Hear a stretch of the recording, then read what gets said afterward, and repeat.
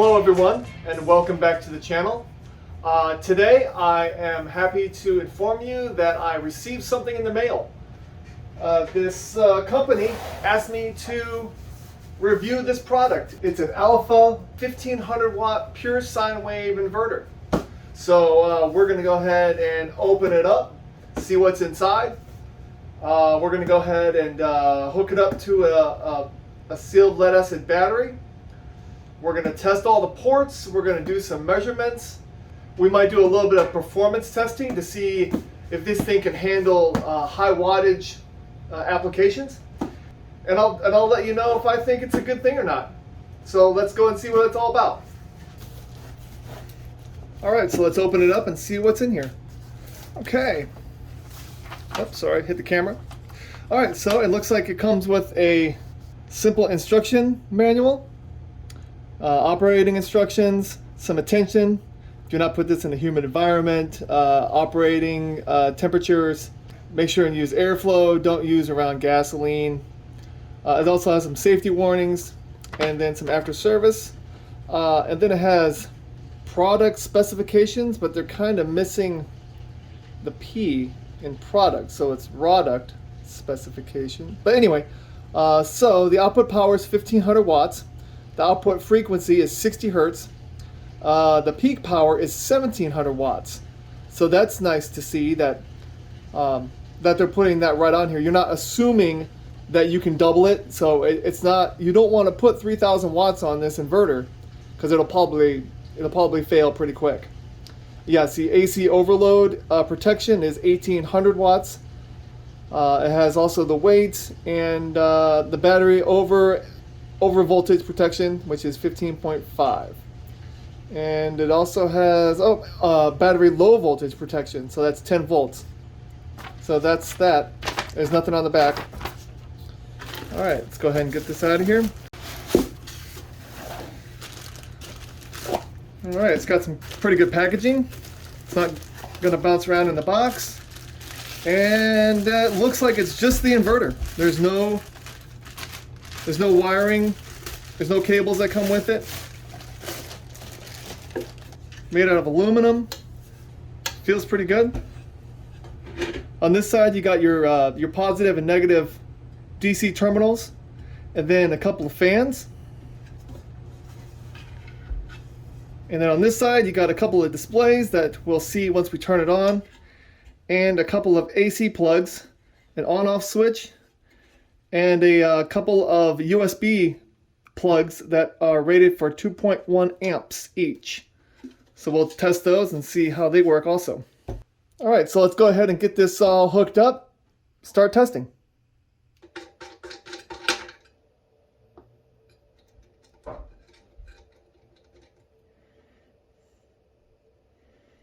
right, looks like we have a washer, a lock washer, and the knob.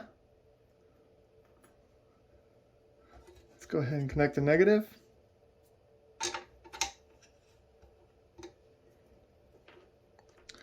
I'm going to put the washer on first, then the lock washer, and then the knob. That way you have all the surface area you can possibly get. You don't want to go lock washer, then washer. All right, just going to hand tighten it. Let's go ahead and connect my battery positive.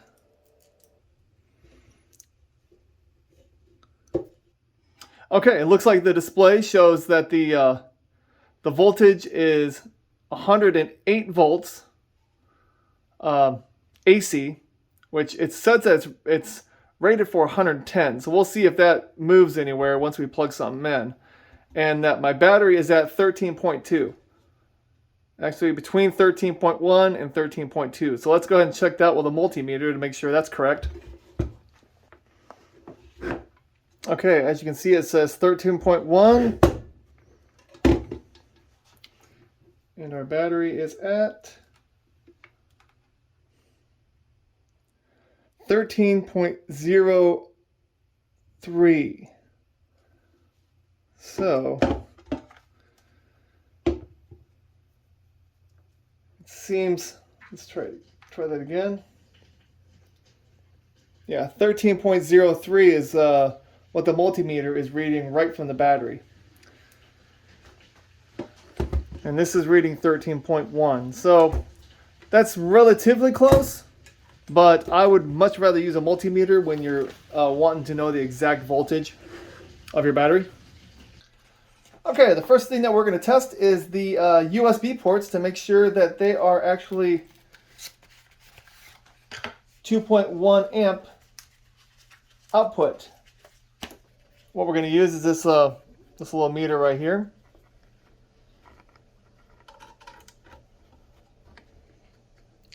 It actually is powering 5.1 volts, so that's good. Let's go ahead and plug in this phone.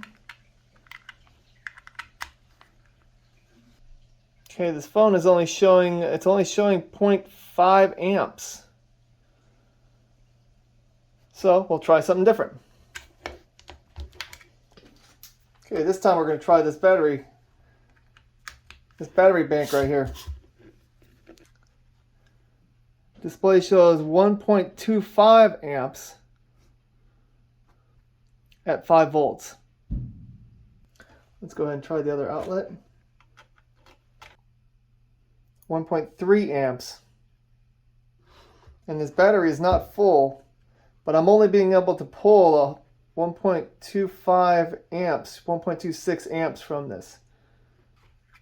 But yeah, I cannot get this to actually pull at its full capacity of 2.1 amps. I'm only able to pull it at 1.3 at the highest. So I'm not sure if these can go all the way up to 2.1. Please leave in the comments if you do have one of these inverters and you are able to do a fast draw. And this is a fast charge adapter.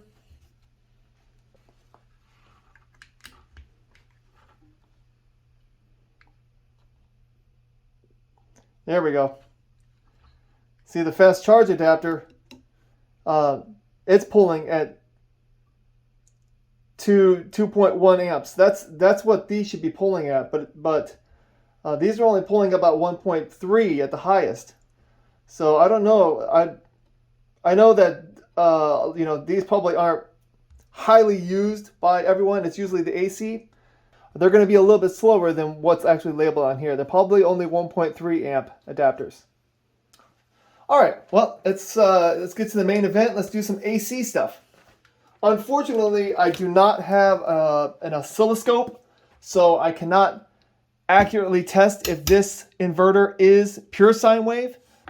What I want to test is if it's going to be 120 at the hot and 0 at the neutral when it goes to ground. That shows 109.6 volts. So yeah, it says 108, but it's right at 110. And if you go positive to ground, nothing. So it's actually, and if you go negative to ground, you get nothing. So it's not a 50-50 inverter, kind of like my reliable in there. It's a proper AC plug. Okay, the next thing I'm going to do is I'm going to plug in this laptop and see if it powers it up and doesn't have any issues with sensitive equipment. The first thing I do want to test though is to make sure that that it's running at 60 hertz.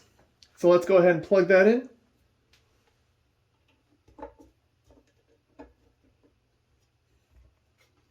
Yep, as you can see, we got 60 right there, so that's good.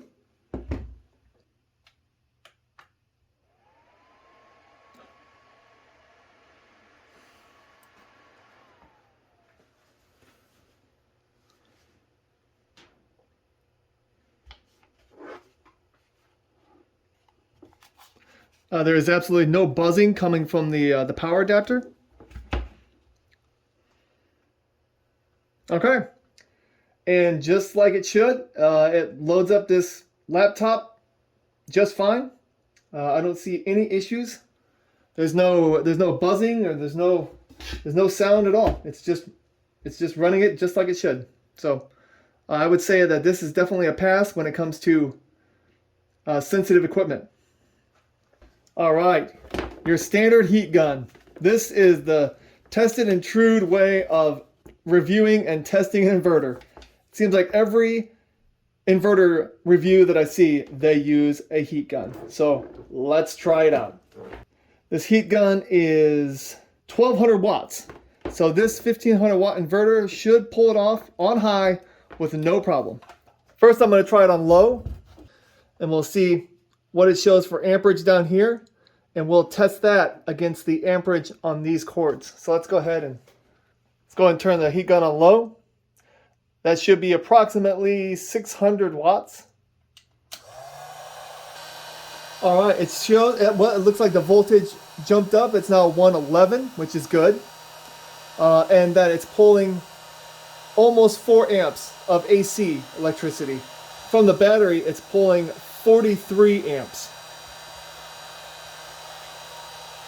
So I'll show on the screen the difference between how much wattage this is from the AC side opposed to what the wattage is from the DC side to see how much loss we're getting with a 600 watt heat gun. And now let's try it with 1200 watts. Again, it's 111 volts, 110. It's running at 8.8 amps. And then our amps coming from the battery is 103 amps. So again, we'll do the math. I'll show it on the screen, so that way you can see the losses between the AC side and the DC side. Okay, the next thing that we're going to try out is this 1950s, probably, I don't know, a 19 something belt sander from, it's a Craftsman from Sears. It's rated at 7 amps, but I'm guessing that the startup amperage is going to be super high. So we're going to see how we're going to see if this even will run it. So let's try it out. All right, let's give it a shot. Ready? Oh God, please don't blow up.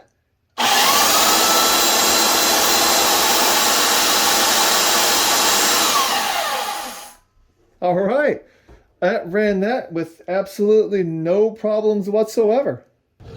Okay, the next thing we're going to try out is we're actually going to plug in the heat gun on low and then turn on the belt sander. Okay, so first we're going to have the heat gun on low. And now let's turn on the belt sander.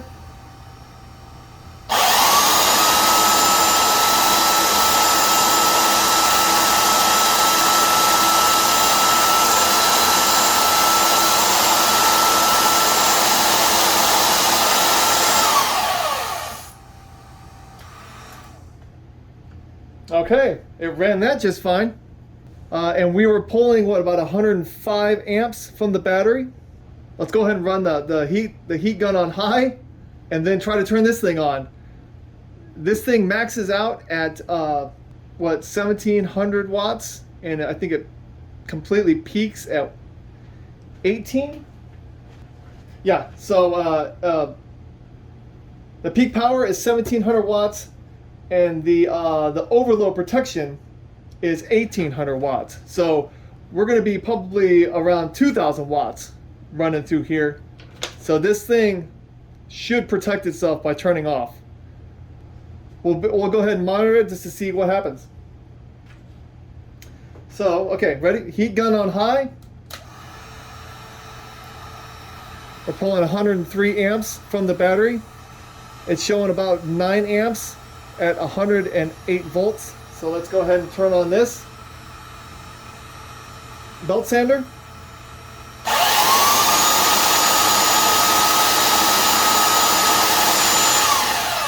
And there it goes. So it ran it for about 3 seconds, 2 to 3 seconds.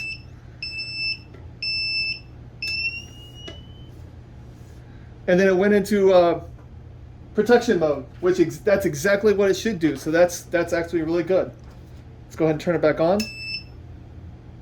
And it's back on. So it looks like it didn't hurt the unit at all. I can go ahead and turn this back on. And it's running this again. So that's good. That test, it looks like it didn't hurt the unit at all.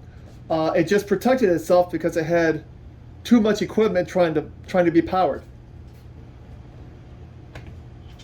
Everything about it, it's a little warm, but this thing isn't really that. It's not really that warm at all. And just so you know, I am using 2-gauge cable, pure copper cable for these tests. So that way, there's that's the proper cable for a 1500-watt inverter. Okay, let's see, what else can we test out?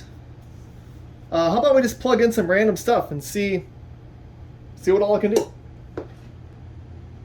Orbiting sander. All right, next is going to be a 6 horsepower shop vac.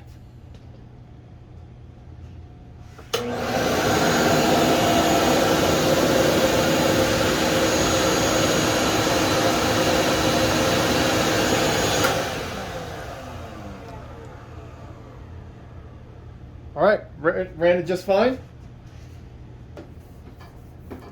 Okay, and last but not least, we are going to try to power on my Shopsmith. This thing sometimes blows the fuse in my house. So let's go ahead and turn it on and see if this little 1500-watt inverter can take the challenge. Here we go.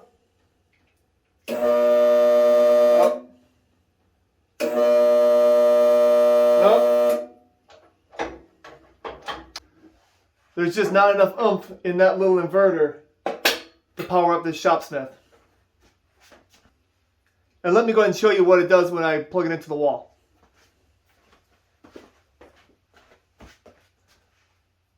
Here we go.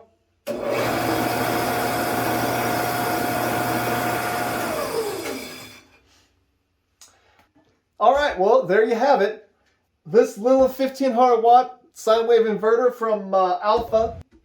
It's, in my opinion, it really is a good buy.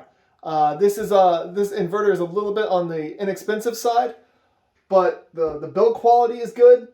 The readings, I feel, could be a little bit more accurate, but for the most part, you know, they'll tell you what you need to know. The USB plugs, even though they say they're rated for 2.1 amps, I could not get them to go up past 1.3 amps. And we were able to get it up to 2.1 amps on the devices that we were charging with a quick charge plug adapter. That's, in my mind, that's kind of a downfall, but I don't know how often people use these. And if you really, I mean, if you're in true desperate need for all 2 amps of a USB plug, you probably should be carrying around a little cube anyway. For the most part, the AC part, you know, it powered up everything except for my Shopsmith, which, you know, I have no idea what the draw is on that. I mean, it pops the fuses in my house. So I would have been very surprised if it would powered that. But it powered up, you know, it powered up an orbiting sander. It powered up a heat gun just fine, a 1200-watt heat gun. It powered up a 1950s belt sander. You know, so this thing, you know, it will probably do whatever you need when it comes to things that are around 1500 watts. Just make sure that you have the right size cabling. If you have this in a permanent setup, you want to make sure and have a 150 amp fuse between the battery and the inverter. But since it's just for testing, I didn't connect one. With that being said, thank you so much for watching this video. If you have any questions about how I tested this, or if you feel like I could have tested it better, I do know that I don't have an oscilloscope, so I can't test the pure sine wave part of it. But besides that, please leave in the comments if you have any questions or improvements on how I could have reviewed this product. If you like this video, please hit that like button. If you like my content, please subscribe. It really helps out. Thank you so much, and y'all have a great day. Bye-bye.